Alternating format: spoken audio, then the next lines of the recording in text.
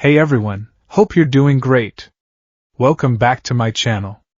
In today's video, we'll dive into what if Deku was secretly all for one's clone. Smash that subscribe button, and be sure to peek at the description below.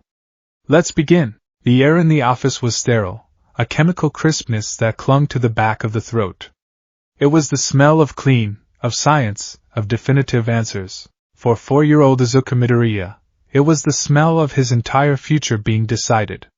He sat on the crinkly paper of the examination chair, his small legs kicking a nervous, staccato rhythm against its base. His all-might action figure was clutched in one hand, its plastic smile a beacon of unwavering optimism. Izuku tried to mirror it, but his own smile was a fragile, trembling thing. His mother Inko sat beside him, her hands clasped so tightly in her lap that her knuckles were white mountains on a pale landscape. Her worry was a tangible presence in the room, a low hum of anxiety that vibrated beneath the drone of the air conditioner. Across the desk sat Dr. Kyudagaraki, though the nameplate on his desk read Dr. Tsubasa. He was a portly man with a magnificent mustache and thick glasses that magnified his eyes, making them look like curious, analytical pools. He peered at the scans on his monitor, his expression a carefully constructed mask of professional neutrality. "Well, Mrs. Midoriya," he began, swiveling in his chair. His voice was smooth, practiced, a river stone polished by thousands of similar conversations. "We've run all the tests, the comprehensive genetic sequencing, the quirk factor analysis, the standard physiological markers." Izuku leaned forward, his kicking stopping abruptly. This was it. The moment of truth. He already knew what he wanted. A powerful quirk, like Kaken's explosions, or maybe a strength quirk, just like All Might. He would be the next hero, the one who saves everyone with a smile. He had practiced the smile in the mirror. Dr. Tsubasa let out a soft, sympathetic sigh. He turned the monitor slightly, showing a grainy X-ray of a small foot. "You see this? This is an X-ray of Izuku's foot." In the age of quirks, research has shown a correlation between the number of joints in the pinky toe and the presence of a quirk. Those with quirks have evolved to have only one joint. As you can see, Izuku has two. Inko's breath hitched. A tiny, wounded sound. The doctor continued, his tone gentle, patronizing. "He's a fourth-generation case, which is rare these days, but it does happen. I'm sorry, kid." He looked at Izuku, and for the first time, the professional mask slipped. Izuku didn't see sympathy in the doctor's magnified eyes. He saw something else. A flicker of intense, almost predatory interest. It vanished as quickly as it appeared, replaced by a bland, pitying smile. "It's not going to happen." The words didn't crash down like a tidal wave. They seeped in like a slow, creeping poison. Izuku's world, once a vibrant panorama of heroic possibilities, bleached into a stark, silent grayscale. The all-might figure in his hand suddenly felt heavy, its smile a cruel mockery. He didn't see the other screen on the doctor's desk, the one angled away from them. On it, a complex graph pulsed with a silent, chaotic energy. It wasn't the flat line of a quirkless individual. It was a maelstrom, a hurricane of dormant potential so vast and complex it barely registered as a single quirk factor. It was a symphony of latent power, sleeping but present, coiled like a serpent at the base of Izuku's genetic code. A signature the doctor recognized with a thrill of chilling, triumphant validation. The master's signature. Pure, undiluted, and ready. Dr. Tsubasa's lie was effortless. He had performed a far more invasive scan than the simple toe X-ray, a deep bioresonance sweep that was his own proprietary technology. The results were better than he or the master could have ever hoped for. The vessel was perfect. But it needed to be empty. It needed to be perceived as empty, a blank canvas upon which a specific, targeted quirk could be painted. A quirk that would, in time, be consumed by the vessel's true nature. "Are you sure, Doctor?" Inko's voice was thin, a thread about to snap. "Isn't there anything? A small quirk? Something latent?" "I'm afraid not," Dr. Tsubasa said, his voice dripping with false empathy.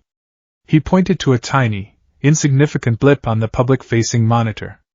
"There's a vestigial echo here, a bit of genetic noise. It's not uncommon. But it's not a quirk." it will never manifest as one. In fact, it's probably for the best. A boy with his heroic spirit and a weak, useless quirk? That can be a very dangerous combination. This way, he can focus on more achievable dreams. He patted Izuku's head. The touch was meant to be comforting, but it felt cold, clinical. Like a scientist handling a specimen. You can still be a good person, son. A police officer, a doctor. There are many ways to help people. Izuku didn't hear him. He was lost, adrift in the silent, gray world of his shattered dream. He could only hear two words, echoing over and over in the hollow space where his future used to be. Not going to happen. The ride home was a study in silence. Inko drove, her eyes fixed on the road, but Izuku could see the shimmer of unshed tears in them. She would glance at him in the rearview mirror, her expression a painful mix of love and pity. He hated the pity most of all. He sat in his booster seat, staring out the window. The world outside was still filled with quirks. A woman walked a dog that had feathered wings. A man with elongated, rubbery arms washed the high windows of an office building. A hero with a jetpack quirk streaked across the sky. Once, these sights had filled him with wonder. Now they were just reminders of the exclusive club he wasn't allowed to join. He was on the outside, looking in through a thick pane of glass. When they got home, he didn't run to his room to play. He walked directly to the computer, his small body moving with a somber, robotic stiffness. He pulled up the video. His favorite one. All Might saving hundreds of people from a disaster, laughing in the face of danger. He's so cool, a tiny voice whispered. It was his own, but it sounded like it belonged to someone else. He saves everyone with a smile, no matter what trouble they're in. The door creaked open. Inko stood in the doorway, her face pale, her eyes red-rimmed. She looked at her son, bathed in the flickering glow of the monitor, a tiny silhouette worshipping a god whose pantheon he could never enter. Her composure finally broke. Izuku! She sobbed, tears finally spilling down her cheeks. I'm sorry. I'm so sorry! Izuku swiveled in his chair, his own eyes welling up. He saw his mother's pain, and something inside him, a core of pure, unadulterated empathy, pushed past his own despair. This was his first disaster, his first person to save. He pointed at the screen, at the smiling hero, and forced a watery, trembling smile of his own. It's okay, Mom, he said, his voice cracking.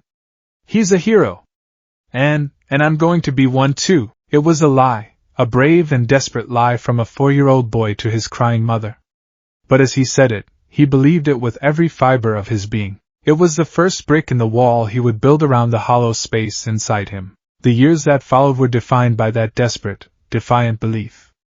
The label, quirkless, became a brand seared onto his identity. To his classmates, he was an oddity, a relic. To the teachers, he was a liability. To Katsuki Bakugo, his childhood friend, he became an infuriating, incomprehensible puzzle. He was Deku. The one who can't do anything, but Izuku did do something. He observed. He analyzed. He filled notebook after notebook with frantic, meticulous scrawls. Hero analysis for the future. It started as a hobby, a way to stay connected to the world he was barred from. But it evolved into something more. An obsession. Inko would watch him sometimes, a knot of worry and pride in her chest. He'd be sitting in front of the television, the news showing a hero battling a villain, and his muttering would begin. It wasn't just fanboyish rambling. It was chillingly insightful. Oh, see, Mount Lady's gigantification is powerful, but her reaction time is slower at full size, and she causes too much property damage. If she could learn to control her size incrementally, she'd be more effective in urban areas. And Kamui Woods is vulnerable to fire, obviously, but his lacquered chain prison is also weak at the joints. A villain with a precise cutting quirk could. He would trail off, lost in thought, his pen scratching furiously across the page. It went beyond simple observation. It was an intuitive, almost instinctual, understanding of how quirks worked. He didn't just see the power. He saw its mechanics, its limitations, its energy source, its potential for growth or failure. He saw quirks the way a master watchmaker saw the gears of a clock. It was a kind of genius that felt unnatural. Then came the dreams. They started around the age of 7, fleeting and confusing at first. They were always the same. He wasn't himself. He was tall, powerful, encased in a perfectly tailored dark suit. He was in a vast, sterile white room, or sometimes a dark, cavernous space filled with monitors and strange medical equipment. People surrounded him, their faces a blur of fear and reverence. They didn't call him Izuku. They called him Master. In these dreams, he could feel things. Not just with his hands, but with his entire being. He could feel the quirks of the people around him, a pulsing heat from one, a cold vibration from another, a crackling static from a third. He could reach out, not with his hand but with his will, and feel the very essence of those powers, understand them, and take them. The sensation was one of ultimate control, of absolute authority. It was terrifying and, in a deep, secret part of his subconscious that he would never admit to, it was intoxicating. He would always wake up with a gasp, drenched in a cold sweat, his heart hammering against his ribs. The details would dissolve like sugar in water, leaving only a residue of immense power and a profound, bone-deep loneliness. He told his mother they were just nightmares about villains, and she would hug him and tell him he was safe. He never told her about the man in the suit, or the feeling of having the world at his fingertips, or the name they called him. He was afraid that if he said it out loud, he might somehow make it real. His relationship with Bakugo warped under the strange pressure of Izuku's existence. Bakugo, with his explosive, powerful, and straightforward quirk, was everything Izuku was not. He was destined for greatness, and he knew it. But Izuku's continued presence was a thorn in his side. "Why are you even trying, Deku?" Bakugo would snarl, sparks popping in his palms. "You're quirkless. You're worse than nothing. Just stay out of my way." The bullying was relentless, but Izuku's reaction was what truly infuriated Bakugo. He would flinch, he would cry, but he would never, ever break. He would get back up, dust himself off, and the next day he'd be there again, notebook in hand, his eyes filled with that same analytical fire. One afternoon, when they were 10, Bakugo was showing off, creating a series of controlled explosions to propel himself over a small creek. "See that, you extras? That's the precision of a future number 1, he boasted. Izuku, watching from a distance, muttered to himself. "He's favoring his right palm. It's causing him to veer slightly." If he compensated by initiating the blast from his left hand a millisecond earlier, he could achieve a perfectly straight trajectory. Bakugo, who had landed awkwardly, overheard him. He spun around, his eyes wide with disbelief and fury. "What did you say, you damn nerd? And nothing, Kaken?" Izuku stammered, shrinking back. But the seed was planted. How could Deku, the quirkless nobody, have seen that? It wasn't a lucky guess. It was a technical correction. It felt like Izuku had looked right through him, past the bravado and the explosions, and seen the raw mechanics underneath. It was unnerving. It was insulting. And from that day on, Bakugo's shouting got louder, his explosions a little more aggressive, as if he could somehow blast away the quiet, knowing stare of the boy who shouldn't have known anything at all. The years compressed into a single, desperate goal, UA High School. It was an impossible dream, a statistical absurdity. A quirkless kid in the hero course? It had never happened. But for Izuku, it was the only dream left. The day of the sludge villain was just another day of quiet humiliation. The teacher had callously announced his UA application to the class, and the mockery had been swift and universal. Bakugo had cornered him afterward, scorching his notebook and tossing it out the window before delivering a final, cruel piece of advice. "If you want to be a hero so bad, why don't you take a swan dive off the roof and pray for a quirk in your next life?" The words hit Izuku with the force of a physical blow. He stood there, trembling, smoke curling from his shoulder where Bakugo had grabbed him. He didn't feel sadness. He felt a cold, empty void. He was walking home through an underpass, his charred notebook clutched to his chest, when the world dissolved into green, viscous slime. A monstrous, liquid voice gurgled around him. "A medium-sized invisibility cloak, perfect. Just hold still, kid. It'll only hurt for about 45 seconds, and then it'll all be over." He couldn't breathe. His lungs burned. Sludge forced its way into his mouth, his nose. His frantic scrabbling did nothing. His vision started to tunnel, the edges turning black. So this is it, he thought, a strange sense of calm washing over his panic. This is how it ends. Quirkless. A victim. A nobody. Then, a voice boomed like a thunderclap. Have no fear! For I am here! A blur of red, white, and blue. A gust of wind that felt like a hurricane. Texas smash! The sludge villain exploded outwards, splattering against the tunnel walls. Izuku collapsed, gasping for air, his lungs raw. He looked up, and his entire universe tilted on its axis. There he was. All Might. In the flesh. Not on a screen, not as an action figure, but real. He was bigger than he looked on TV, a mountain of muscle and charisma, his signature smile blazing like the sun. The next few minutes were a blur of fanboyish delirium. He got an autograph. He clung to All Might's leg as he jumped, a terrifying, wind-blasted flight that ended on a random rooftop. And it was there, on that rooftop, that Izuku Midoriya's carefully constructed world was shattered for the second time. He asked the question, the one he had been waiting his whole life to ask his idol. Even without a quirk, can I be a hero like you? All Might, who had just deflated into a skeletal, wraith-like form, looked at him with hollowed, weary eyes. The smoke clearing from his body was like the truth being unveiled. A hero, without a quirk? All Might sighed, a wisp of blood trickling from his mouth. He told Izuku about his injury, about the limits of his power, about the grim reality of the world they lived in. Pros are always laying their lives on the line, he said, his voice devoid of its usual boom. I cannot simply say, you can be a hero even without power. He was trying to be kind, to be realistic. But the words were daggers. So no. I honestly don't think you can be a hero without a quirk. This time, there was no brave lie to his mother. There was no wall to build. There was only the empty sky and the cold, hard truth. The number one hero, the symbol of hope, had just confirmed what the world had been telling him for a decade. He was worthless. And in that moment of absolute, soul-crushing despair, something new stirred within him. It wasn't sadness. It wasn't hopelessness. It was a flicker, a tiny, pilot light of something cold, dark, and utterly alien. It was a spark of pure, undiluted resentment. A voice, quiet as a tomb, whispered from the shadowed core of his being. He's wrong. They are all wrong. There is power.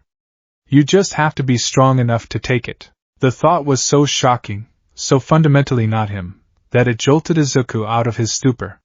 He felt a wave of self-revulsion. Where had that come from? It sounded like the villains All Might fought. He shoved the feeling down, deep, deep down, burying it under a fresh layer of grief and shame.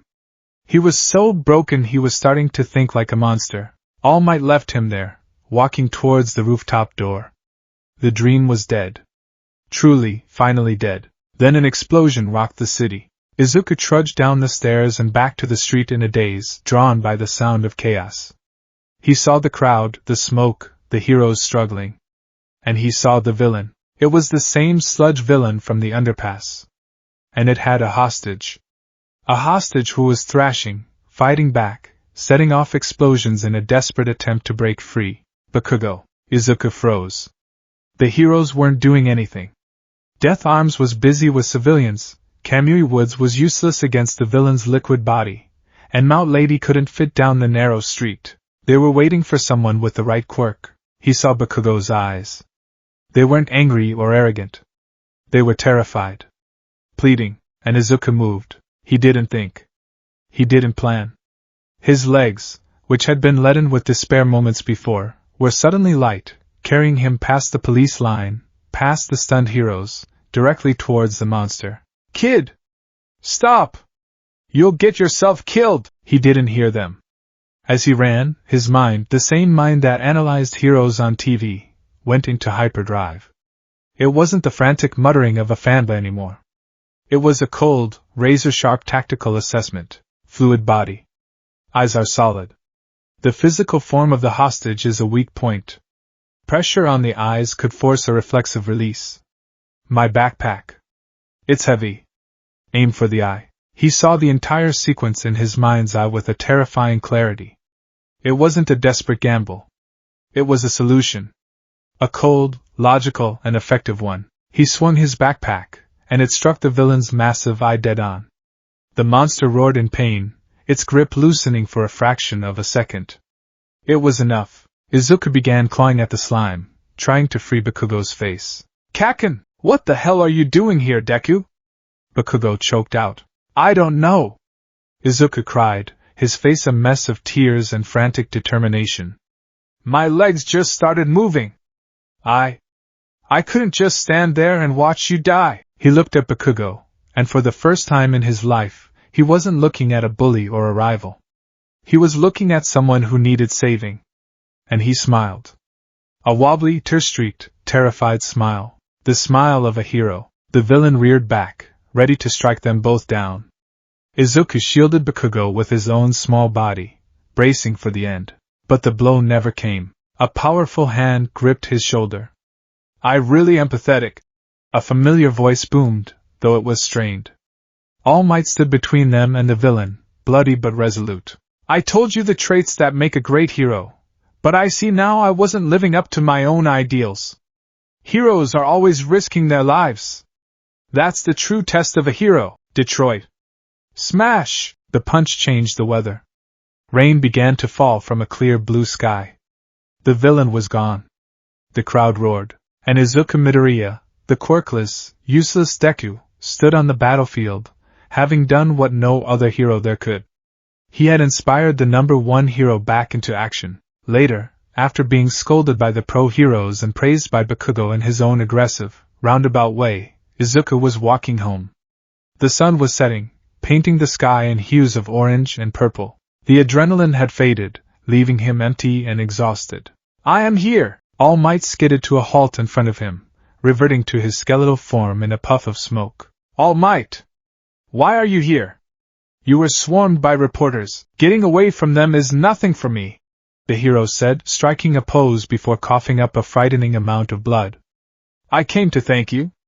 And to revise what I said earlier." Izuku stared, his heart beginning to pound a new, hopeful rhythm. "Young man," All Might said, his voice serious. "You were the only one at the scene who acted. You, the quirkless, frightened boy. You rushed in to save another person. There's a story about every great hero. Most of them have one thing in common. Their bodies moved before they had a chance to think." Tears welled in Izuku's eyes. "That's what happened to you, wasn't it?" Izuku could only nod, his throat too tight to speak. All Might smiled, a real, genuine smile that reached his sunken eyes. "Young man, you too can be a hero." The 4 words Izuku had longed to hear his entire life washed over him, healing the cracks in his soul. It was a baptism, a validation, a sunrise after a long dark night. He collapsed to his knees, sobbing with a relief so profound it was painful. But All Might wasn't finished. "I deem you worthy of my power," he declared, his arms spread wide. "My quirk is yours to inherit." Izuku looked up, his tear-filled eyes wide with confusion. "Inherit? You mean like your quirk?" "Yes. And I want to give it to you." All Might explained the sacred, secret history of his power. A quirk that could be passed down from one person to another, a torch of hope passed through generations. Its name was One for All. It was the crystallization of power, cultivated for the sole purpose of defeating one ultimate evil. A man who could steal quirks for himself. A symbol of villainy named All for One. As All Might spoke the name, All for One, a sharp, piercing pain shot through Izuku's skull. It was like a needle of ice being driven into his temple. For a split second, the world flickered, and he saw it, the dark suit, the sterile room, the feeling of absolute power. The dream. It was more vivid than ever before, a flash of memory that wasn't his own. He flinched, crying out and clutching his head. "Young man? Are you all right?" All Might asked, concerned. "Why, yeah," Izuku stammered, the vision vanishing as quickly as it came. The pain subsided to a dull throb. "Just a headache. It's just a lot to take in." He chalked it up to the stress of the day. The fear. The emotion. Of course he was scared hearing about a villain like that. He looked at All Might, at the hope being offered to him. It was a miracle. A chance to seize the dream that had been declared dead just hours ago. The darkness he had felt on the rooftop, that cold, predatory thought, seemed like a distant nightmare. This was the answer. This was the path. With One for All, he could be a true hero. He could be like All Might. He could save everyone with a smile. His own innate quirk, the sleeping leviathan at the core of his DNA, stirred faintly at the introduction of this new, foreign power. It sensed a rival, a graft being placed upon its host. But it was still dormant, a shadow in the depths. All Izuku felt was hope. Pure, blinding, and absolute. Yes, he said, his voice thick with emotion but unwavering. Yes, I accept. He had no idea that he was accepting the power designed to be the ultimate weapon against his own progenitor. He had no idea that his entire existence, his quirkless diagnosis, his hopeless childhood, his desperate dream, had all been part of a meticulously crafted plan by the very villain All Might spoke of. He was a lie, accepting a truth. A vessel being filled with the one thing it was designed to destroy from within. Far away, in the deepest, darkest heart of his operations, the man known as All for One sat in his life support chair, monitors beeping rhythmically around him. A faint, unfamiliar sensation brushed against his senses. A ripple. A distant echo of the unique power signature he had spent a century hunting. It was faint, but it was now intertwined with a genetic marker he knew better than his own. A slow, cruel smile stretched across his scarred face. So, he whispered to the empty room, his voice a dry rasp. It begins. 10 months. For 10 grueling months, Dagoba Municipal Beach Park became Izuku Midoriya's personal purgatory and proving ground. The mountain of rusted appliances, forgotten furniture, and generations of refuse was a monument to societal neglect. To All Might, it was the perfect crucible. To properly wield my power, your body needs to become a worthy vessel, the skeletal hero had declared on that first morning, the sunrise painting his gaunt features in heroic gold. If you try to pour a gallon of juice into a shot glass, it overflows and shatters. Right now you are a shot glass. We must transform you into a mighty chalice. Izuku, fueled by a hope so bright it felt like a physical fever, had thrown himself into the task with a fanatical devotion. He dragged refrigerators, he hauled tires, he hoisted washing machines. His muscles screamed, his bones ached, and his spirit soared. Every sunrise was a promise, every sunset a testament to his progress. He was rebuilding his body, piece by piece, to house a miracle. The day of the UA entrance exam, with the beach gleaming and pristine behind them, All Might plucked a single strand of his golden hair. Now, he boomed, transforming into his muscle form with a puff of steam. The final step. Eat this, Izuku stared. Ha! To inherit my power, you have to ingest some of my DNA. That's how it works. All Might insisted, his signature smile unwavering. It was the most absurd, anticlimactic moment of Izuku's life. After months of Herculean labor, his destiny hinged on consuming a single hair. With trembling hands he took it and swallowed. For a moment, nothing happened. Then it began. It wasn't a warm glow or a surge of noble energy as he'd imagined. It was a violation. A raw, untamed power, like a bolt of lightning, slammed into his system. But it didn't just fill an empty space. It struck something else, something old and deep and dormant that resided within him. The impact created a violent, internal concussion. Imagine dropping a lit match into a room filled with black powder. That was One for All entering his body. But imagine that room was also submerged at the bottom of the ocean. The new power, OFA, was a brilliant, explosive fire, the fire of sacrifice, of hope, of heroism. The old power, the sleeping legacy of his true father, was a crushing, abyssal pressure, the pressure of control, of dominance, of the void. The two forces met, and his entire being recoiled. A shudder racked his body, so intense it felt like his teeth would shatter. A wave of nausea and vertigo washed over him, and he staggered, catching himself on a nearby railing. "Whoa there, young man!" All Might said, steadying him. "Feeling it? The sacred torch has been passed." Izuku couldn't speak. He could only nod, his face pale and clammy. The feeling wasn't sacred. It was agonizing. The power felt alien. It felt like an intruder, an invader fighting a war against the native occupant of his soul. He had spent his life feeling empty, but now he realized there had always been something there, a quiet, dark hum in the background of his existence. One for All had just turned on a floodlight, illuminating the shadow and declaring war on it. It will take time to acclimate, All Might explained, misinterpreting Izuku's shock as simple All. Your spirit is willing, but your flesh is still new to this. You've prepared the vessel, now you must learn to pour the power without breaking it. Izuku latched onto that explanation. Of course. His body wasn't just weak, it was fundamentally quirkless. It didn't know how to handle any power, let alone the strongest quirk in existence. The violent rejection he felt, it was just his system's panicked response to a completely new stimulus. He convinced himself of this, pushing the deeper, more unsettling feeling of an internal war aside. He had to. To think otherwise was to question the miracle, and he couldn't bear to do that. The UA entrance exam was a chaotic ballet of destruction. Other applicants exploded from the starting gate, their quirks a dazzling and intimidating display. Lasers, engines, hardening, explosions, everyone had a tool for the job. Izuku had a nuke he didn't know how to detonate without killing himself. He ran through the faux city, his heart hammering with a desperate panic. One for All churned inside him, a wild sea of energy he couldn't grasp.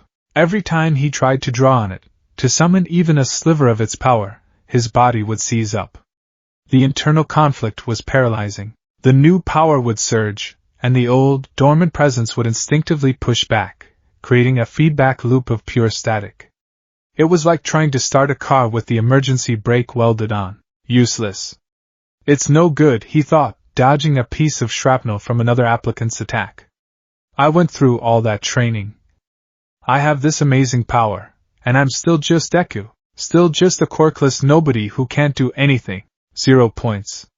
The clock was ticking down, and he had 0 points. He was going to fail. The miracle would be for nothing. Despair, cold and familiar, began to seep back into his bones. Then the ground shook. A colossal shadow fell over the entire city block. The 0-pointer. It was an absurdity of engineering, a towering behemoth of green metal and black wiring that dwarfed the surrounding buildings. Its single, glowing red eye scanned the battlefield, and its massive arms swiped at the architecture, sending concrete and steel raining down. Panic erupted. The other applicants, the ones who had seemed so powerful moments before, turned and fled. It's just an obstacle. We're not supposed to fight it. But someone wasn't running. The girl with the brown hair, the kind one who had stopped him from tripping at the gate, was trapped. A large piece of debris had pinned her leg. She looked up at the approaching giant, her face a mask of pure terror. In that instant, everything else fell away. The points, the exam, the fear of failure, it all evaporated. There was only the girl, the monster, and the desperate, screaming need to save her. This time, when he reached for One for All, he didn't try to coax it. He didn't try to control it. He simply opened the floodgates, fueled by pure, selfless desperation. The power answered. It surged through his right arm and both his legs, a cataclysm of energy that felt like it was tearing him apart from the inside out. But as the green lightning crackled around him, something else happened. For a single, crystal-clear microsecond, as he stared at the approaching 0-pointer, his perception shifted. The roar of its hydraulics and the grinding of its internal servos ceased to be noise. They became a language he understood implicitly. It wasn't analysis. It was recognition. He saw the robot not as a single entity, but as a system of interconnected parts. He saw the primary power conduit running up its central chassis, the precise stress tolerances of the armor plating on its head, the gyroscopic stabilizers in its torso struggling to compensate for its massive weight. He saw its weaknesses not as a strategist discovering them, but as if he were reviewing his own flawed blueprints. A chilling, proprietary familiarity washed over him, the same sensation from his nightmares of the man in the suit. There, the thought was not his own. It was a cold, efficient whisper from the abyss inside him. He bent his knees, the power of One for All screaming in his limbs. Smash! He launched himself into the air, a green comet of pure force. He rocketed past the 30th, 40th, 50th floor, aiming for the spot his instincts had identified. He drew back his fist, channeling every ounce of the borrowed power, every iota of his desperation, into one single point. The impact was apocalyptic. The robot's head crumpled like a tin can. A shockwave erupted from the point of contact, shattering every window for 3 blocks. The behemoth's red eye flickered and died. It swayed for a moment, a dead giant, before crashing backward, away from the trapped girl. Izuku hung in the air for a moment, a silhouette against the sky. Then, the recoil hit. An agony beyond description shot through his body. He looked down and saw his right arm, a mangled, purple mess, flapping uselessly.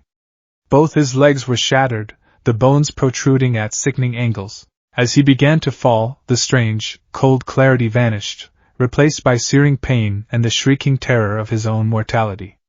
"I'm going to die." He was saved by a slap to the face from the girl he had just rescued, her zero-gravity quirk bringing him to a gentle, unconscious landing. Later, lying in Recovery Girl's office, the pain gone but the memory vivid, he tried to make sense of it. How had he known where to hit it? He'd never seen a machine like that before. It must have been the adrenaline, he rationalized, his mind scrambling for a logical foothold. Yeah, a surge of adrenaline and a lucky guess. I've spent years analyzing things, it's not that weird. It was just a fluke. He clung to that explanation like a life raft, refusing to acknowledge the cold, alien certainty he had felt in that moment. It was easier to believe in a fluke than to confront the terrifying possibility that a part of him had recognized that machine, not as an enemy, but as a familiar creation. The first day at Yuri was a whirlwind. He was in Class 1A. With Bakugo. With the nice girl, Uraraka. He had made it. His dream was real. Then their homeroom teacher shuffled in, looking like a weary caterpillar in a yellow sleeping bag. Shota Aizawa, the erasure hero, Eraserhead. His logical, no-nonsense demeanor was a bucket of ice water on Izuku's cheerful excitement. "Quirk apprehension test," he announced, his voice a monotone drone. "We're going to assess your control and potential. We don't have time for frivolous orientations." One by one, his classmates showed off their abilities. Explosions, tape, acid, engines. Izuku watched, his heart sinking with each impressive display. He still had no control. Using OFA was a suicide mission, a single-use cannon made of glass. When it was his turn for the ball throw, Aizawa's tired eyes fixed on him. "Midoriya, you're the one who broke his entire body in the entrance exam, correct? What are you planning to do? Incapacitate yourself and have someone else carry you through the rest of the tests?" The question was sharp, logical, and cut straight to the heart of Izuku's fear. He couldn't keep destroying himself. All Might had warned him. He had to learn control. He stood in the circle, the soft ball feeling heavy in his hand. "Don't use it all. Just a little. Just enough. Focus it. Focus it." He reached for one for all, but this time he tried to build a dam, to let only a trickle of power through. The internal war flared instantly. The brilliant green energy of OFA surged forward, met by the defiant, crushing pressure of his innate dormant quirk. His body became the battlefield. He could feel the two forces grinding against each other, an agonizing friction deep within his cells. Aizawa watched, his expression unreadable. He had a gift for perception, honed by years of fighting villains in the dark. But it wasn't just his perception. The specialized fabric of his goggles had a secondary function, a basic biosignature reader that could display a rough visual of a quirk's energy output. It helped him identify threats and assess power types quickly. As he focused on Midoriya, the display in his visor flickered erratically. With the other students, he'd seen clean, consistent energy patterns. Bakugo's was a spiky, orange flare. Uraraka's was a soft, pinkish hum. But Midoriya was a mess. On his HUD, he saw a brilliant, sun-like flare of green energy building in the boy's arm. But it wasn't a clean burn.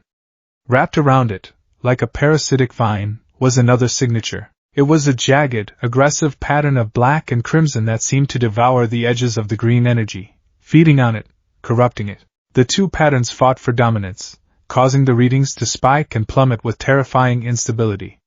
It looked less like a quirk and more like a barely contained meltdown. This kid isn't just a glass cannon, Aizawa thought, his eyes narrowing. He's a walking bomb. The quirk itself is self-consuming, incompatible with his own body on a fundamental level. It's the most irrational, inefficient power I've ever seen. At the last possible second, Izuku had an epiphany. He couldn't control the flow for his whole body, but maybe for one finger? He funneled the entirety of the roaring inferno into the tip of his right index finger. The two warring energies, forced into such a tiny space, reached a critical mass. He threw the ball. The resulting explosion of force sent a shockwave across the field. The ball shot into the sky like a missile. His fingertip, however, turned a bruised, swollen purple, a miniature echo of the destruction he'd wrought in the exam. It was broken, but it was only one finger. It was progress. Aizawa watched the ball's trajectory, his device beeping out a staggering number. 705.3 meters. He looked from the number to Midoriya's triumphant, pained expression, then back to the chaotic energy reading on his visor, which was now slowly fading. He didn't understand what he was seeing, not truly.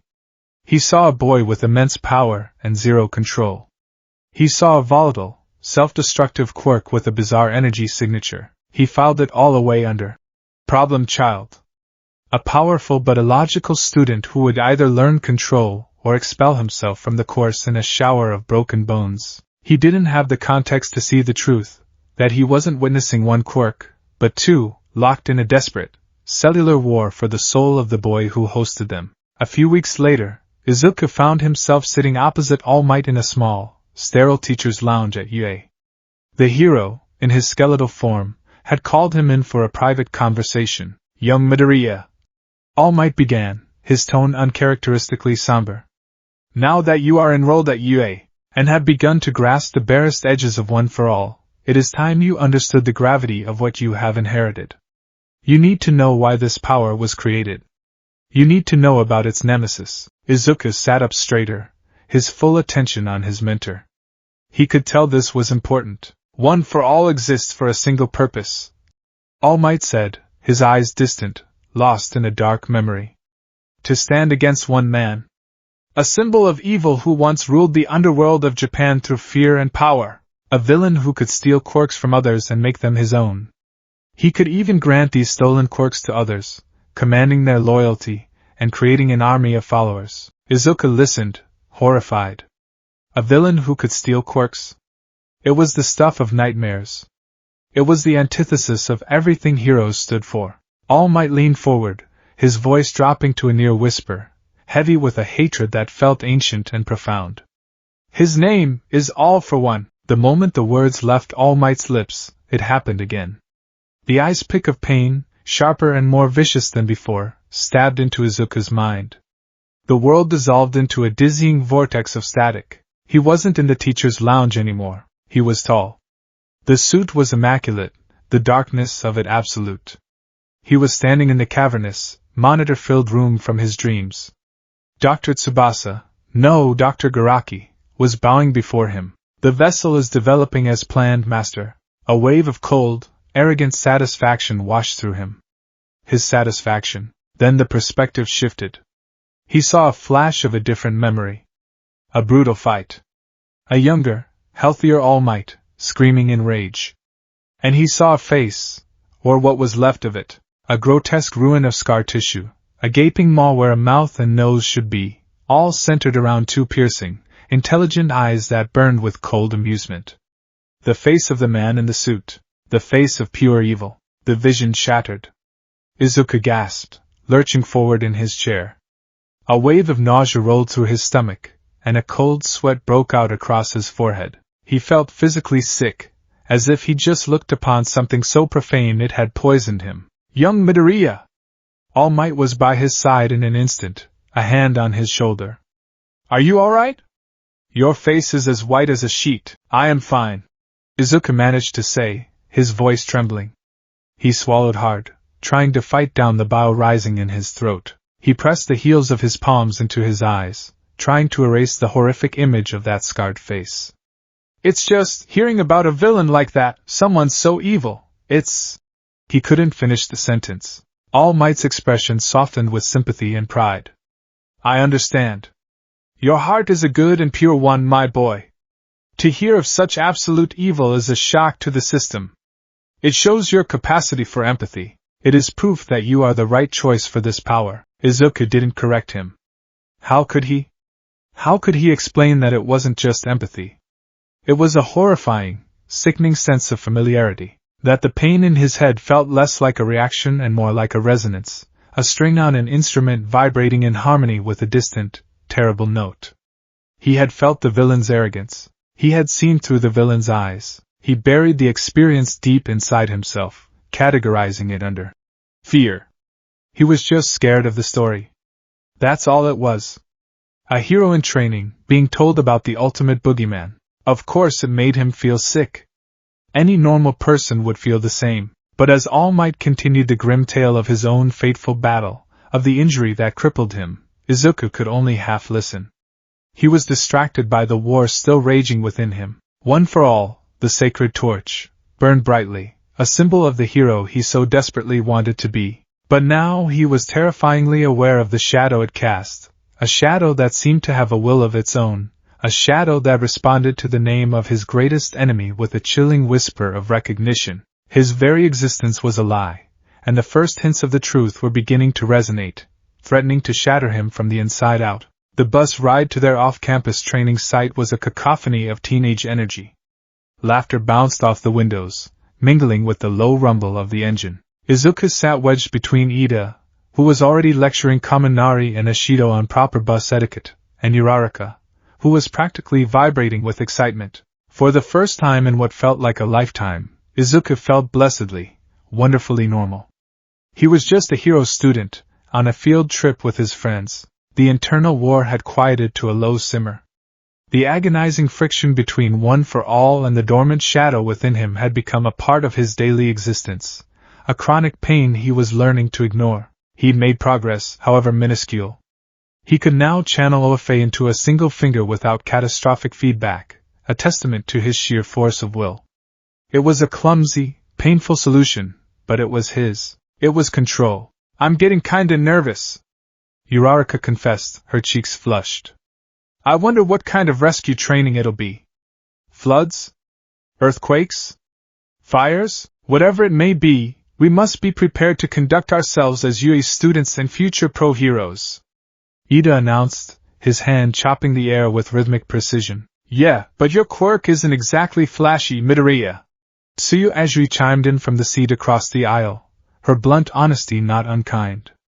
It's powerful, but it seems like it does more harm than good. Ribbit. Izuku's smile became a little strained. Ah, yeah. I'm still working on that. It's got a bit of a learning curve. Katsuki Bakugo, slouched a few rows ahead, overheard and let out a derisive snort. Learning curve? That damn nerd's quirk is just plain broken.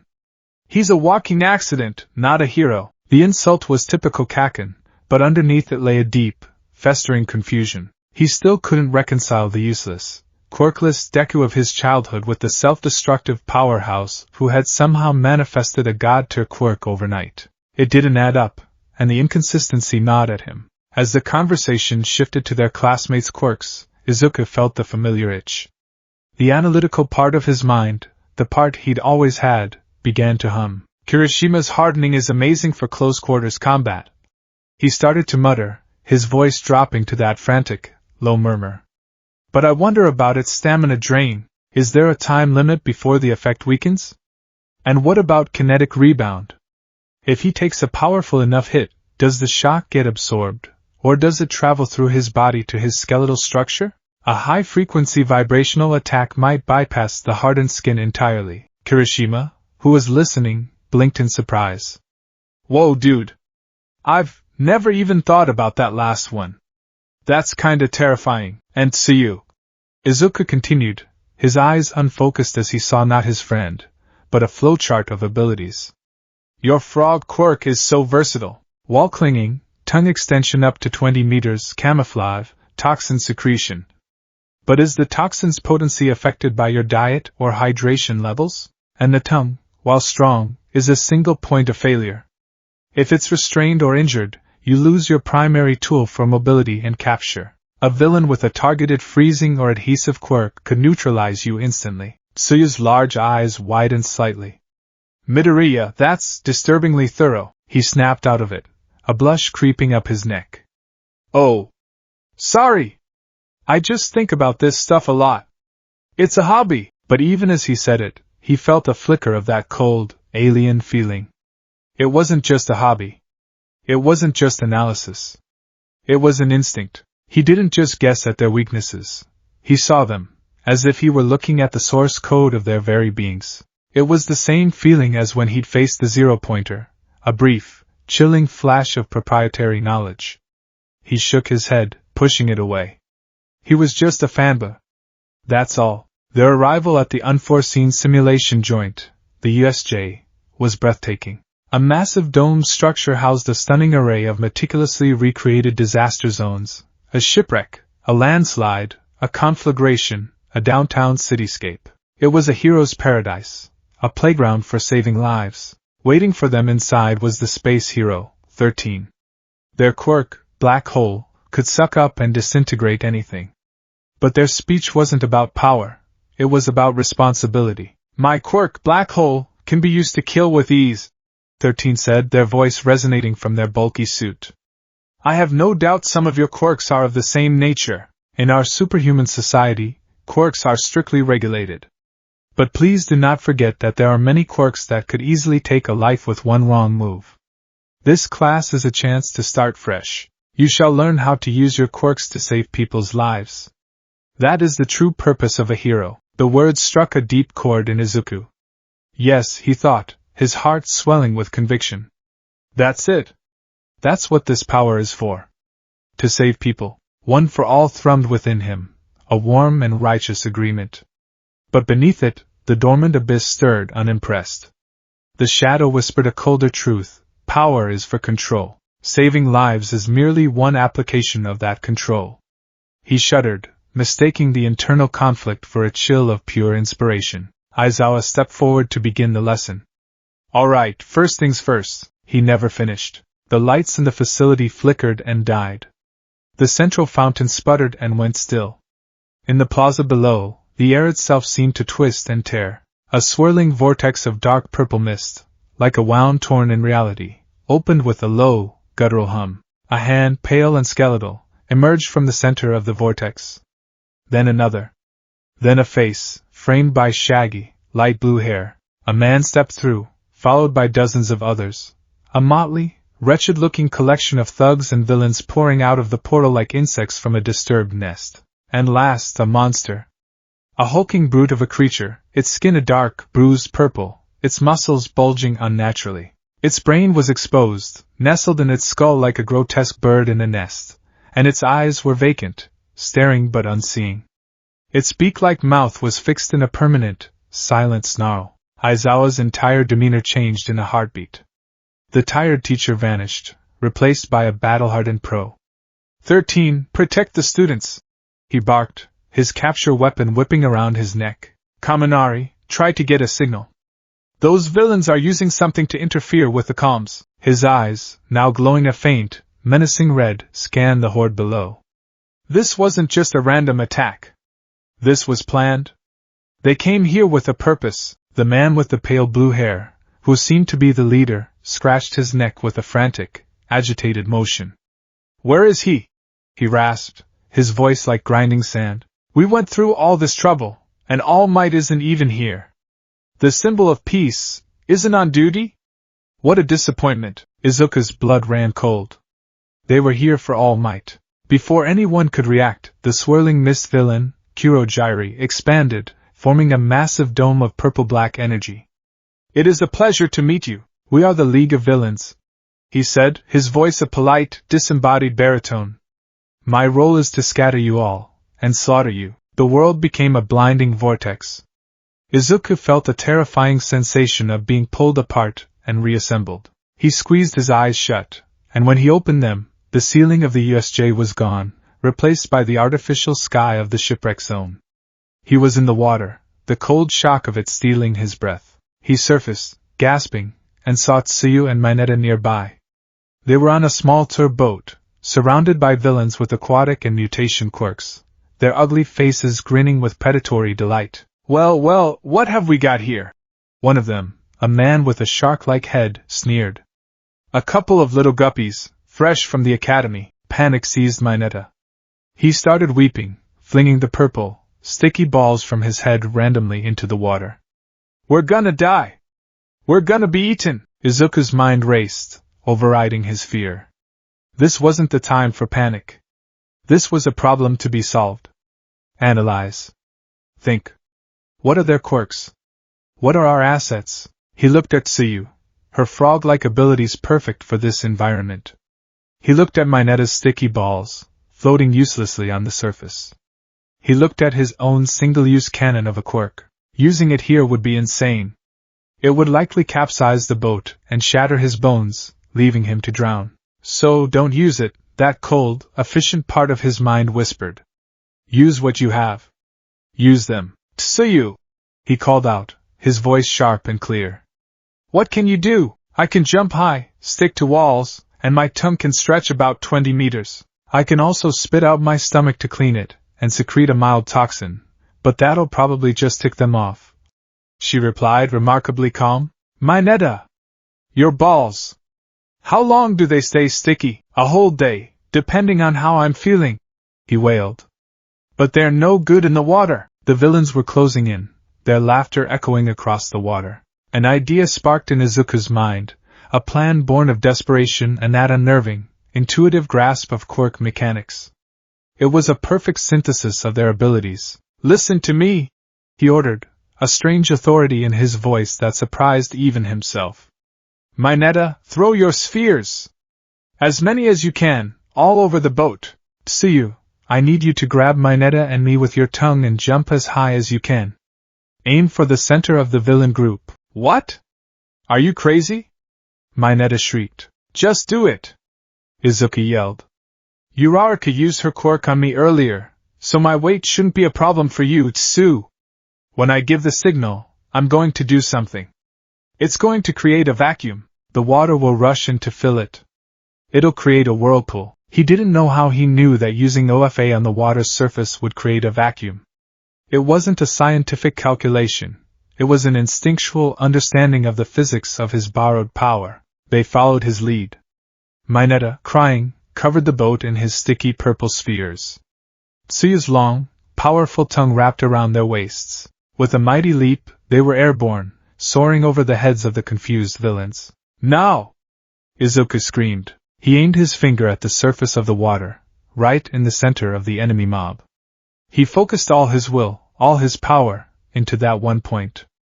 One for all answered his call. Delaware smash! He flicked his finger.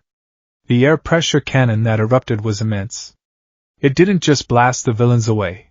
It punched a hole in the water itself, creating a momentary concave abyss. The surrounding water, obeying the laws of physics, rushed violently inward to fill the void.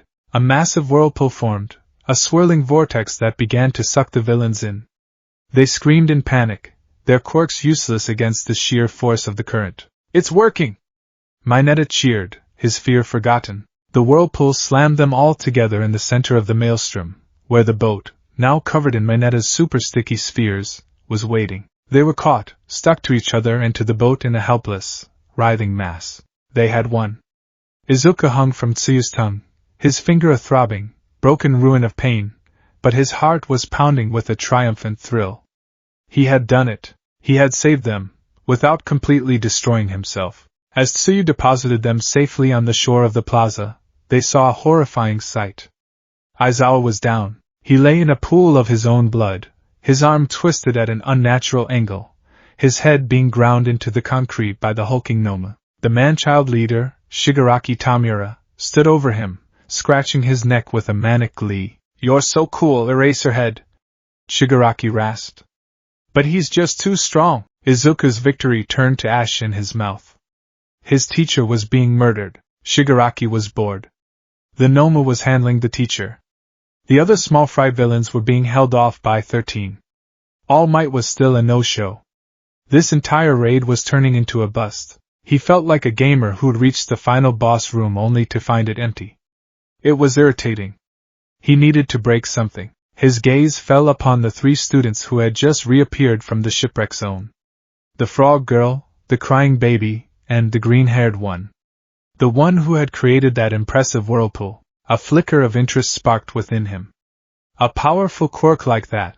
It was a shame it belonged to a hero. It deserved to be broken. You 3, he said, his voice a low hiss. Game over. He moved with a terrifying, lurching speed, his hand outstretched, his 5 fingers aiming for Tsuyu's face. She froze, her eyes wide with terror. Mineta let out a silent scream. Izuku didn't hesitate. He launched himself forward, a desperate, instinctual act of pure heroism. He pulled back his fist, ready to sacrifice his entire arm, his entire body if he had to. He would not let his friends die. Shigaraki, seeing the incoming attack, changed his target. His priorities were simple: destroy what is most valuable. And to this heroic fool, his friends were valuable. But the fool himself, charging in with such power? He was an even more tempting target. He was a high-level item, ripe for deletion. His hand, all 5 fingers spread, shot out and latched onto Izuku's face. Time seemed to slow down. Izuku squeezed his eyes shut, bracing for the end. He expected a searing, agonizing pain. He expected the sensation of his skin, muscle, and bone turning to dust. He expected oblivion. He got something far, far worse. There was no decay. Instead, a jolt, like a powerful static shock, arced between Shigaraki's palm and his skin. But it wasn't just an electrical charge. It was a deep, resonant hum of power, a wave of pure information. In that single moment of contact, Izuku felt Shigaraki's quirk decay, not as a threat, but as a known quantity. He understood its mechanics, its need for 5-finger contact, its slow spread from the point of origin. And he felt something else, something deeper within Shigaraki. A void, a desperate, needy emptiness that had been filled with a borrowed power, a power that felt like an echo of the nightmares that plagued Izuku's own sleep. Simultaneously, the sleeping leviathan within Izuku, the innate quirk of all for one, roared to life. It was not a conscious act. It was a primal, territorial defense mechanism. Faced with a hostile quirk from a rival, it didn't just resist, it pushed back. A wave of its own signature, that of absolute control, of quirk dominance, surged from Izuku's body, meeting Shigaraki's decay head-on. It wasn't a battle of energy. It was a clash of authority. 2 identical, fundamental commands colliding. I am the master here. For Shigaraki, the experience was reality-breaking. His entire life was governed by a simple, satisfying rule: he touches, it dies. His quirk was absolute. It had never failed, never hesitated, never been denied. But as his fingers closed on the boy's face, his quirk stuttered. It was like a program hitting a line of incomprehensible code. The command decay was sent, but it returned an error message. More than that, he felt a force pushing back. Not a physical force, but a pressure against his very quirk. It was a deep, thrumming resonance, a signature of power so profoundly familiar it made his teeth ache. It was his master's power. It was the feeling of standing in all for one's presence. The overwhelming aura of absolute command, the font from which his own power and purpose flowed. It was the feeling of home, of safety, of a god's presence. And it was emanating from this green-haired, freckle-faced UD student. The contradiction was so profound, so utterly impossible, that his mind simply broke. He snatched his hand back as if burned, stumbling away from Izuku, his breath coming in ragged, panicked gasps. The hand he had touched Izuku with was trembling uncontrollably. He stared at Izuku, his red eyes wide with a terror that eclipsed his usual murderous rage. This wasn't part of the game. This was a glitch. A cheat code. An impossibility that threatened the very foundation of his worldview. What? He stammered, the word barely a whisper. He took another step back, his bravado gone, replaced by a raw, childlike confusion. What are you? The question hung in the air, not as a taunt, but as a genuine, desperate plea for an explanation. Izuku stood frozen, his heart hammering against his ribs. He didn't understand what had just happened. He was alive. He was untouched. But he had felt it. The connection. the repulsive, resonant recognition. He felt a phantom echo of Shigaraki's own desperate loyalty to a master, a feeling that mirrored the reverence he felt in his own horrible dreams. Shigaraki's confusion quickly curdled back into rage, the anger of a gamer whose console has just crashed. "You cheated," he hissed, the accusation nonsensical but the only explanation his fractured mind could produce. "That's not fair. That's not how it's supposed to work." He turned to the silent, hulking beast still grinding Aizawa's head into the ground. "Noma!" The creature stopped, lifting its head, its vacant eyes turning toward Shigaraki. "Smash him!" Shigaraki screeched, pointing a trembling finger at Izuku. "Smash the cheater! I don't know what you are, but you're not allowed to exist! Kill him!" The Noma straightened up, leaving Aizawa a broken heap on the ground. It let out a low, guttural croak and fixed its dead eyes on Izuku. Its programming was simple and absolute: obey the commands of Shigaraki Tamura. It took a step, its massive foot cracking the plaza floor. It raised a fist the size of a cinder block, muscles coiling for a blow that would vaporize him. But then it stopped. It was for less than a second. A pause so infinitesimal that almost no one would have noticed. But it was there. Its head tilted, a bird-like gesture of confusion. Deep within its bioengineered brain, two fundamental commands were at war. Command_Alpha, obey _Shigaraki_Tamura. This was its primary operational directive, drilled into it by Garaki. But beneath that lay something far deeper, something woven into its very DNA during its horrific creation. A genetic imperative, linked directly to the core essence of the man who had given it its multitude of quirks. Command_Prime, protect/obey_master_signature_AFO.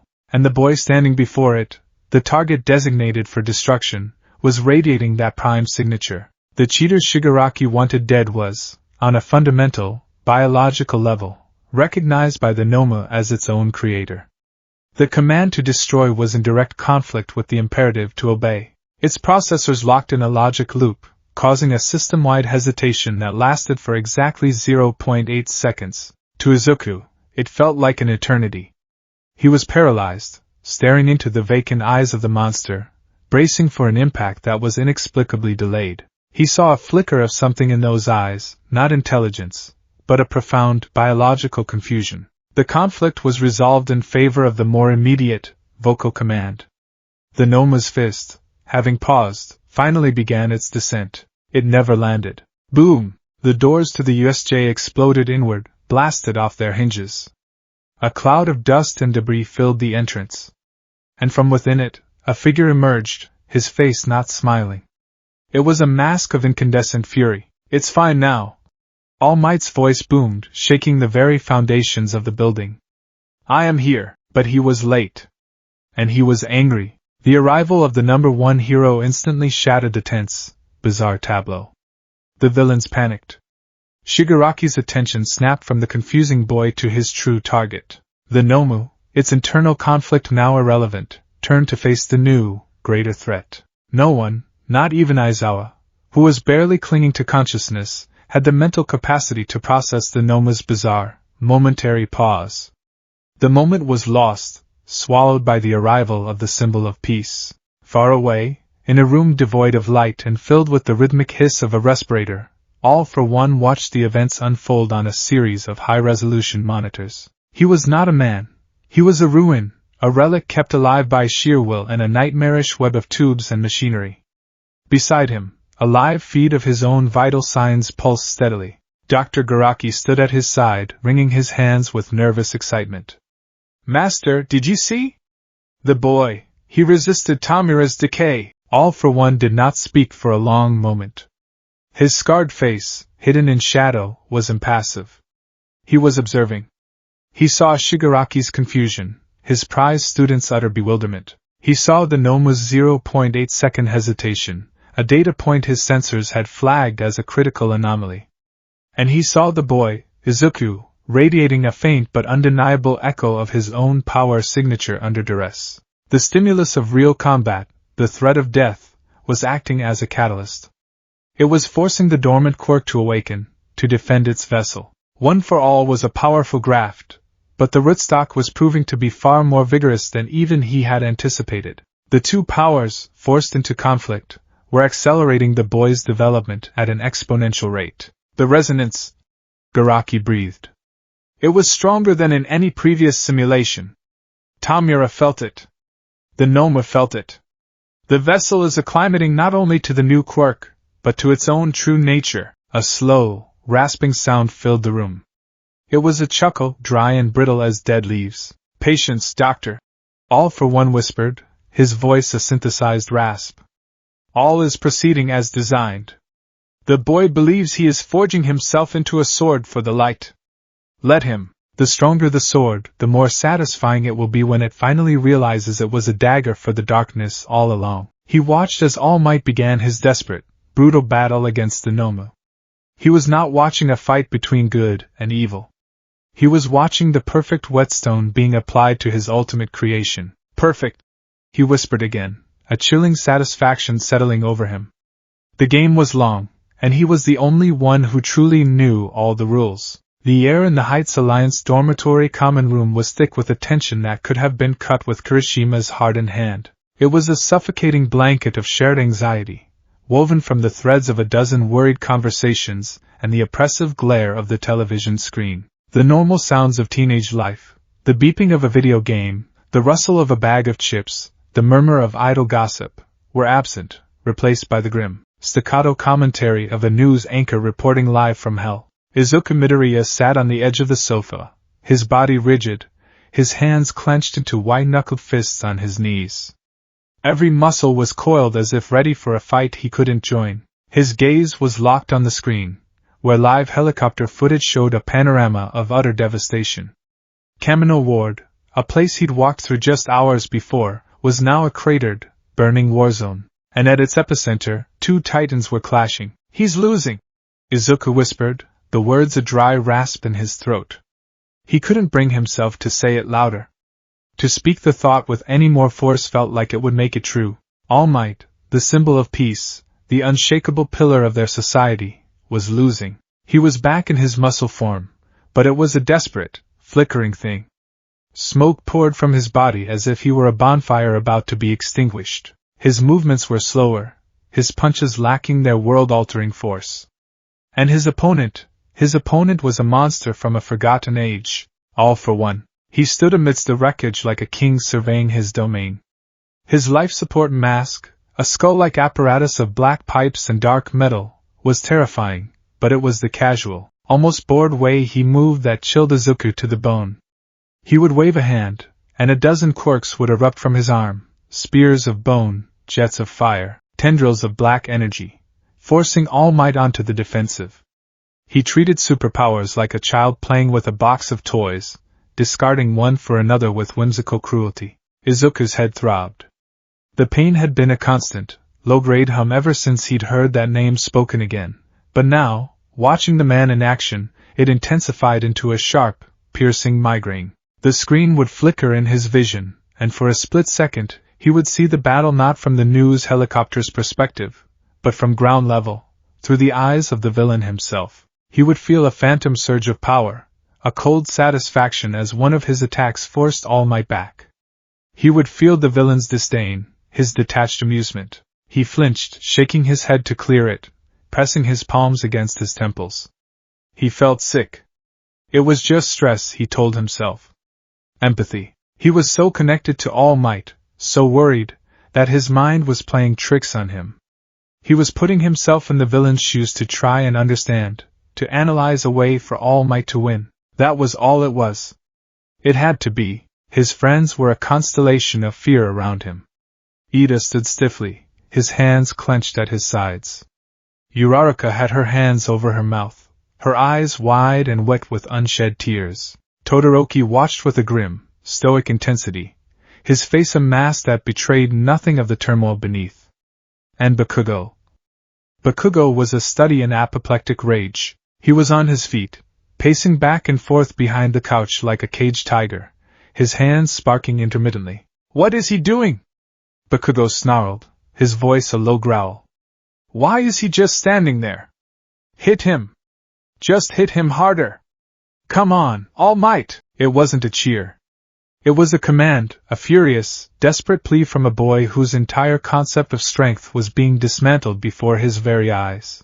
All Might was the apex predator, the final boss, the peak of the mountain Bakugo was determined to climb. To see him brought so low, so brutally manhandled, was an assault on the very foundations of Bakugo's world. The battle on the screen raged.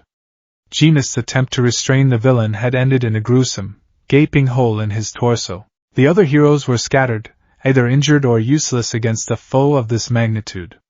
It was down to 2 men, the culmination of a century-long war being broadcast live to a horrified nation. All for One deflected another punch, the force of it leveling what was left of a nearby building.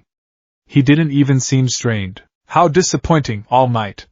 The villain's voice echoed from the television, a synthesized, metallic sound filtered through his mask. It was calm, conversational, which only made it more terrifying. You've gotten weaker. That hole in your gut truly did a number on you. Is this really all that's left of the symbol of peace? A dying ember, pretending to be a star? The camera zoomed in on All Might's face. He was panting, his smile gone, replaced by a grimace of pure effort and pain. The nation was watching him die. Then, All for One did something strange. He tilted his head, his masked face turning slightly, as if looking past All Might, past the battlefield, and directly into the camera lens. Directly at the millions of people watching. Directly at the small group of students huddled in a dormitory common room. But then, the villain continued, his voice taking on a new, thoughtful tone. Perhaps I was wrong to focus on you. You are the past. A glorious, but fading past. The future requires a more suitable vessel. Izuku's blood ran cold. The migraine flared, and for a second, the world went white with pain. There is another, isn't there? All for One said, his voice a silken, venomous whisper that seemed to slither out of the speakers and coil in the air of the room. One who carries a pale imitation of true power.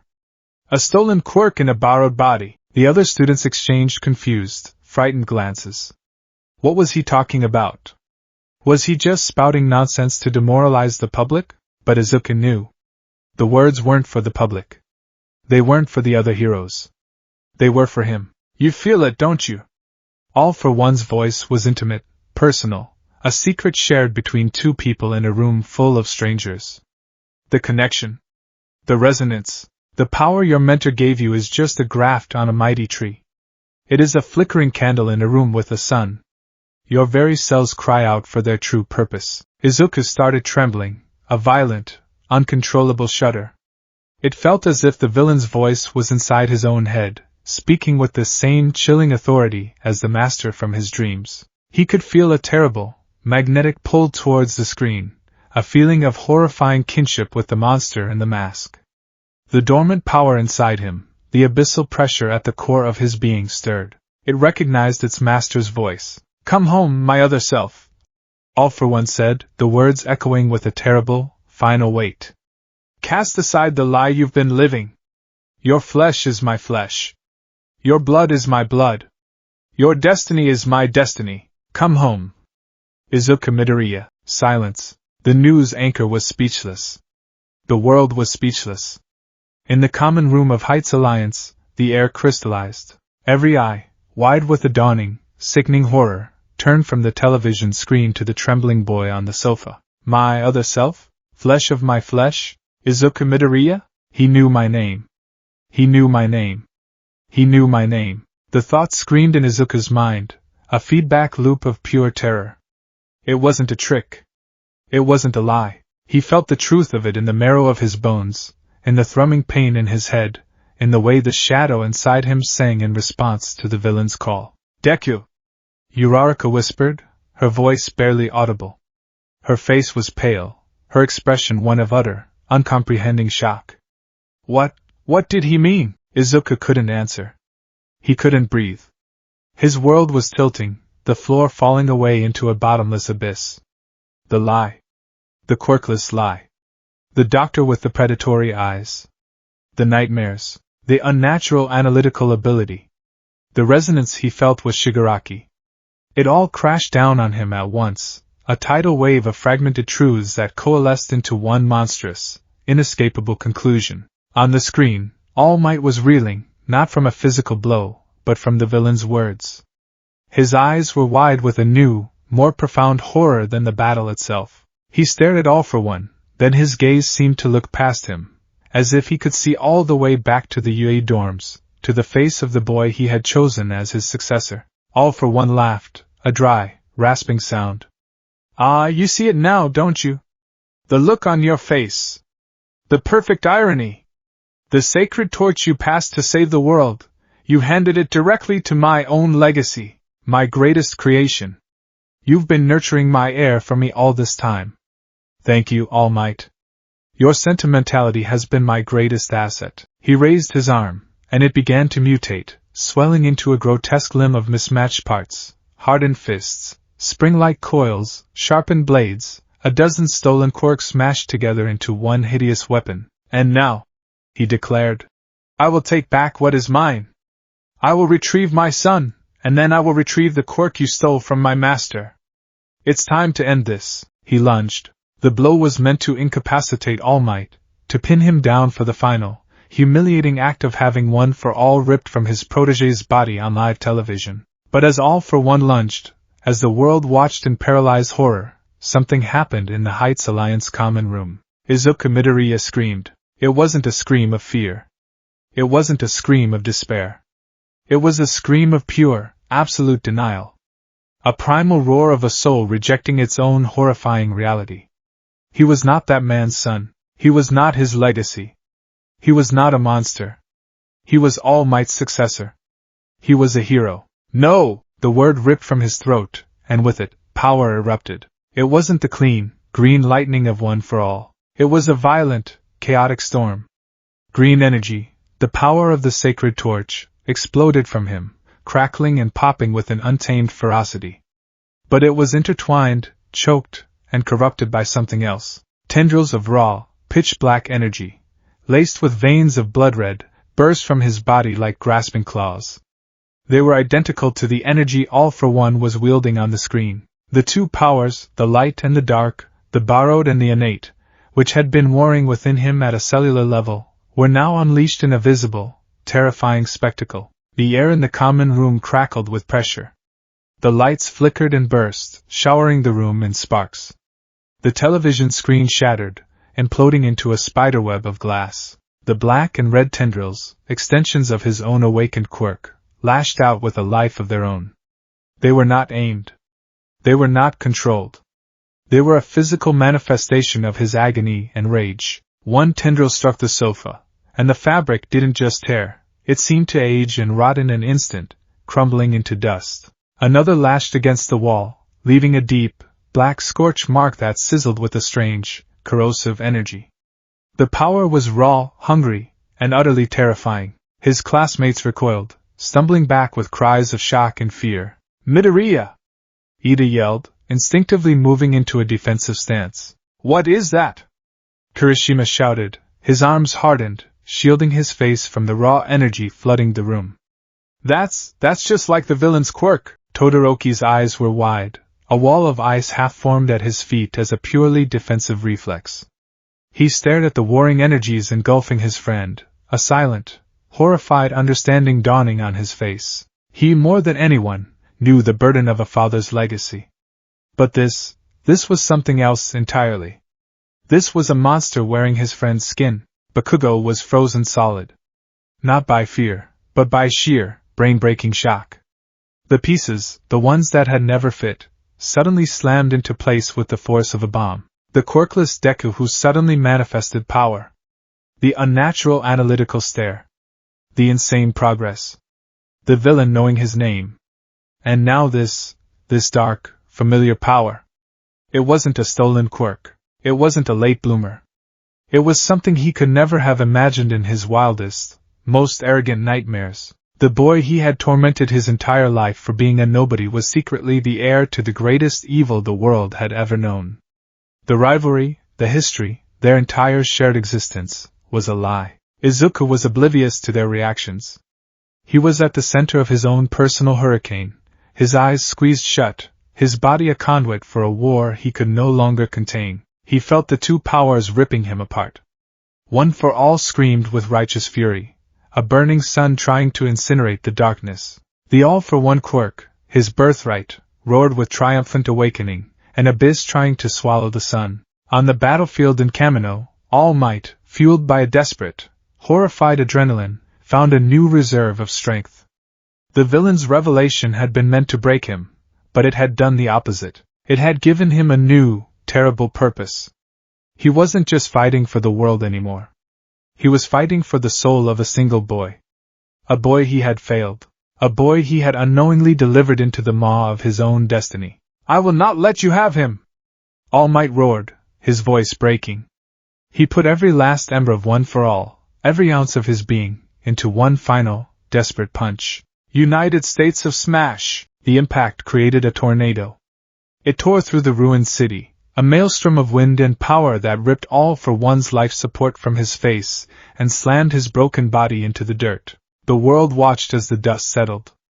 All Might stood victorious, his arm raised in a triumphant pose, but the muscle form evaporated, leaving not a hero, but a skeleton, pointing a trembling, bony finger at the camera. "Next," he said, his voice a hoarse whisper carried on the wind.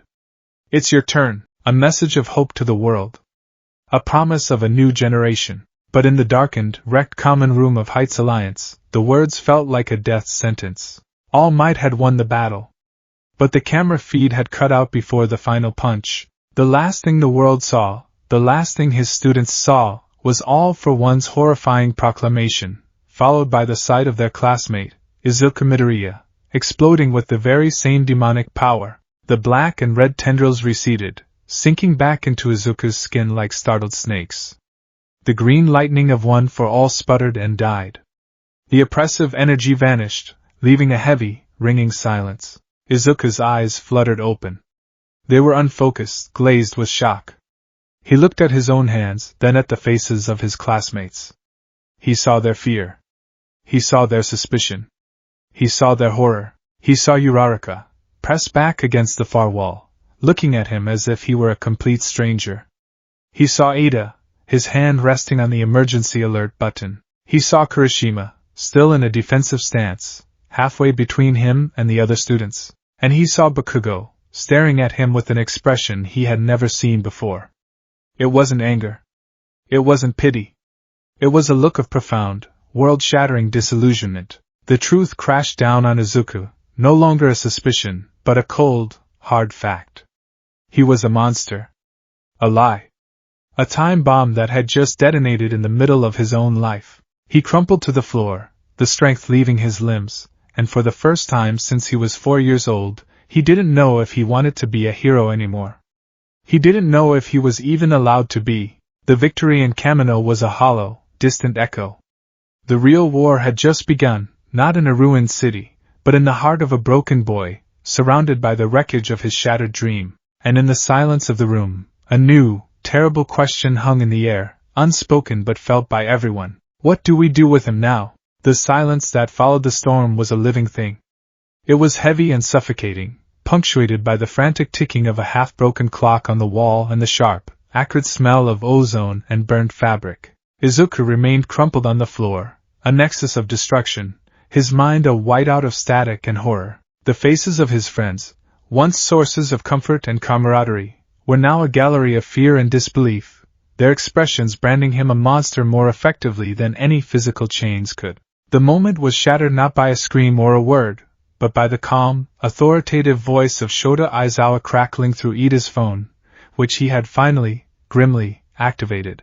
Ida must have hit the emergency alert. Ida, report. What is the situation at the dorms? We saw the power surge from here. Aizawa's voice was strained, exhausted from his own ordeal at the USJ and the chaos of Kamino, but it was sharp, focused. Ida, his back ramrod straight, his eyes never leaving Izuku, responded with the clipped precision of a soldier. Aizawa-sensei. There has been an incident. Midoriya, Ida's professional composure cracked for a moment. His quirk. It malfunctioned. It matched the energy signature of the primary villain. A pause on the other end of the line, pregnant with a dreadful weight. Aizawa had seen the chaotic energy signature on his goggles during the quirk apprehension test. He had seen the villain's power firsthand. The impossible equation was solving itself in his mind. Understood, Aizawa said, his voice now devoid of any warmth. It was the voice of Eraserhead, the pro-hero, not their teacher. Do not approach him. Do not engage. Evacuate the other students from the common room. A team is on its way. Maintain a secure perimeter. That is an order. The command broke the spell. The students, spurred by Ida's frantic but firm directions, began to shuffle out, casting wary, frightened glances over their shoulders at the boy on the floor. Uraraka hesitated at the doorway, her face a heartbreaking canvas of conflict, her desire to help warring with the primal fear of what she had just witnessed. A quiet word from Tsuyu, and she was gone, leaving Izuku alone with the ghosts of their friendship. He didn't look up. He couldn't. He just stared at his hands, the hands that had wielded a hero's power and a villain's curse. They looked alien to him, the instruments of a stranger. He didn't resist when they came for him. They weren't heroes he recognized. They were a faceless, professional unit from the Hero Public Safety Commission. Dressed in black tactical gear, their faces obscured by helmets, they moved with a silent, unnerving efficiency. They didn't speak to him. They didn't touch him. One of them deployed a device that projected a shimmering, translucent field of energy around him, a portable prison that hummed with a low, oppressive thrum. Quirk dampening technology. The moment the field went up, the buzzing chaos inside him quieted. The burning ember of One for All and the cold, abyssal pressure of his birthright were both muted, suppressed into a dull, impotent ache. It was the first moment of internal silence he'd had in months, and it was not a relief. It was a profound, terrifying emptiness. It felt like a part of his soul had been amputated. They led him from the dorms, a pariah in a shimmering cage. He saw his classmates watching from a safe distance, their faces pale in the flashing emergency lights. He saw All Might, in his skeletal form, leaning heavily against a paramedic vehicle, his face a mask of such profound, soul-crushing terror and regret that it hurt to look at. Their eyes met for a fraction of a second, and in that gaze, Izuku saw his mentor's silent, agonizing question, "What have I done?" He was not taken to a hospital. He was not taken to a police station. He was escorted to an unmarked vehicle and driven to a location so sterile and anonymous it seemed to exist outside of geography. They led him down a long, white corridor, the only sound the hum of his mobile prison and the soft scuff of their boots. The final destination was a room that was less an interrogation cell and more a human terrarium. It was a perfect cube, roughly 10 feet on each side. 3 walls were a flat, seamless white material. The 4th wall was a sheet of transparent, impossibly thick glass, revealing an observation room on the other side. Inside his cube, there was nothing but a simple metal stool bolted to the floor. The air was cool and tasted recycled. The light was even, shadowless, and clinical. There were no corners to hide in, no windows to the outside world. He was a specimen under a microscope. A boy in a glass box. They deactivated the mobile field and sealed the heavy door, the sound of the magnetic locks clicking into place a sound of absolute finality. He was alone. He walked to the stool and sat, his body moving with the slow, detached motions of someone in deep shock. He stared at his reflection in the dark glass of the observation window, but he didn't recognize the boy staring back. That boy's eyes were hollow, his face pale and stained with tears he didn't remember crying. That boy was the son of a monster. He didn't know how long he sat there. Time had lost all meaning. Minutes could have been hours, or hours could have been seconds. His world had shrunk to the 4 walls of his prison and the roaring, chaotic labyrinth of his own thoughts. My flesh is my flesh. My blood is my blood. My other self. The words echoed, over and over. He thought of his mother Inko. Her soft smile, her constant worry, her unconditional love. Was she a lie too? Was she part of the plan? Was she even his mother? The thought was a fresh stab of agony, so sharp it made him gasp. He thought of his father Hisashi, the man who was supposedly working abroad, the man who was just a name, a ghost in his life. Had he ever existed at all? Or was he just a cover story, a name on a birth certificate to hide the monstrous truth of his conception? He was a clone. The word felt like poison on his tongue, even unspoken. Not born but made. Assembled like a machine for a purpose. He was a living weapon, a Trojan horse sent into the heart of the hero world. And the worst part, the part that made him want to claw at his own skin, was that he had walked into the trap so willingly, so gratefully. He had accepted One for All, the one power capable of defeating All for One, and brought it directly into the enemy's lineage. All Might hadn't just given him a quirk, he had handed the ultimate villain the key to his own final victory. The shame of it was a physical weight, pressing down on his chest, making it hard to breathe. The door to the observation room opened, and 3 figures entered. Their silhouettes were dark against the brighter light of the corridor behind them. As they stepped into the room and the lights adjusted, Izuku's heart plummeted. Detective Naomiya Tsukachi, his face grim and professional, holding a small, unassuming file. Principal Nizu, an unreadable expression on his small, furry face, his paws tucked neatly behind his back. And All Might. He looked ancient, a wraith haunted by his own legacy. He wore a simple black suit that hung loosely on his skeletal frame, and his sunken eyes were filled with a pain so deep it seemed bottomless. He couldn't meet Izuku's gaze. He stared at the floor, as if the sight of the boy he had cherished was too much to bear. The 3 of them sat at a metal table on their side of the glass. A small microphone grill on the wall crackled to life. Midoriya. Tsukachi's voice was flat, devoid of emotion. Can you hear us? Izuku didn't respond. He just stared, his mind a maelstrom. Son! All Might began, his voice a ragged whisper. He finally looked up, and the anguish in his eyes was a physical blow. Izuku! I am so sorry. The apology broke something in Izuku. A dam of shock and denial shattered, and a torrent of desperate, furious questions poured out. Is it true? He yelled, his voice cracking, raw from his earlier scream. He shot to his feet, his hands pressed against the cold, unyielding glass. Everything he said, that monster, is it true? Tsukachi opened the file. He slid a photograph across the table, turning it so Izuku could see.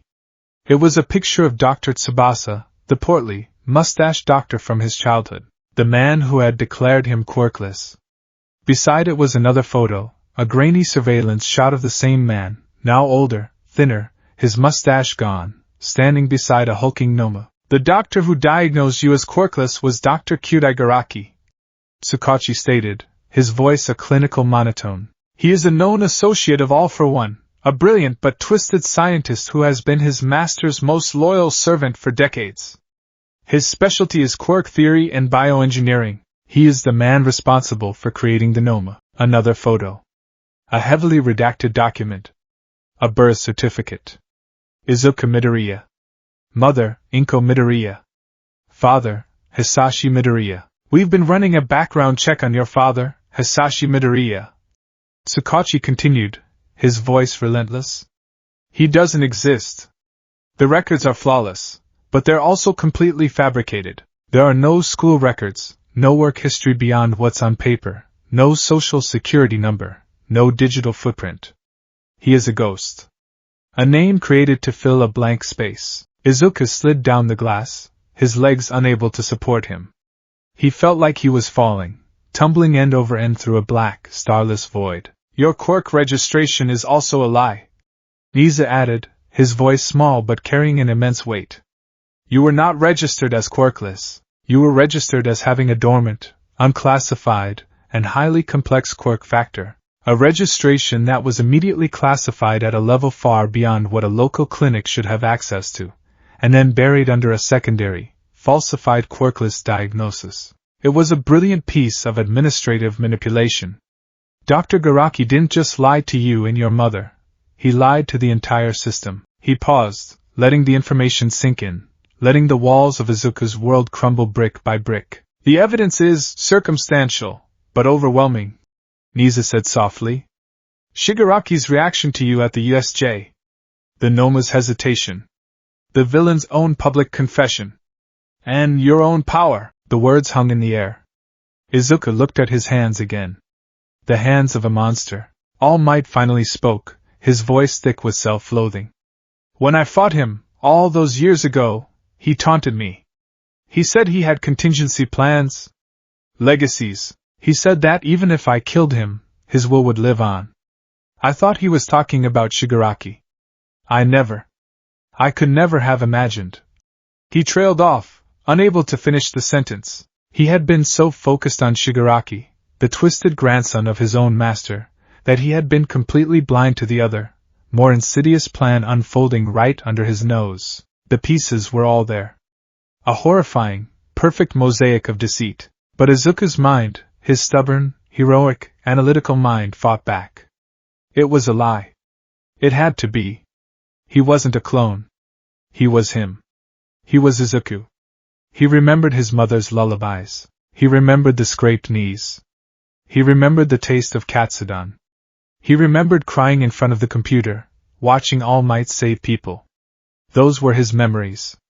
They were real. No, he whispered, shaking his head. No. You're wrong.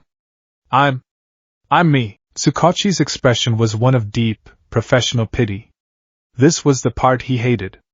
The part where his quirk, human lie detector, became an instrument of torture. Midoriya, he said, his voice gentle. I'm going to ask you a question. I need you to answer it honestly. Izuku looked up, his eyes pleading. Tsukachi leaned toward his own microphone. Are you, to the best of your knowledge, the biological son of Inko and Hisashi Midoriya? The question was a lifeline. A chance to reaffirm his own existence. He clung to it. Yes, he said, the word a prayer. Yes. I am. On the other side of the glass, Detective Tsukachi's face fell. He didn't need to say anything. The subtle tightening of his jaw, the sad, resigned look in his eyes, was an answer in itself. His quirk had registered Izuku's heartfelt, desperate belief as a lie. Izuku saw it in his eyes. He saw the verdict. His own soul had testified against him. The deepest, most fundamental truth of his being, a truth he wasn't even consciously aware of, had screamed that he was lying. He let out a sound that was half sob, half choked gasp.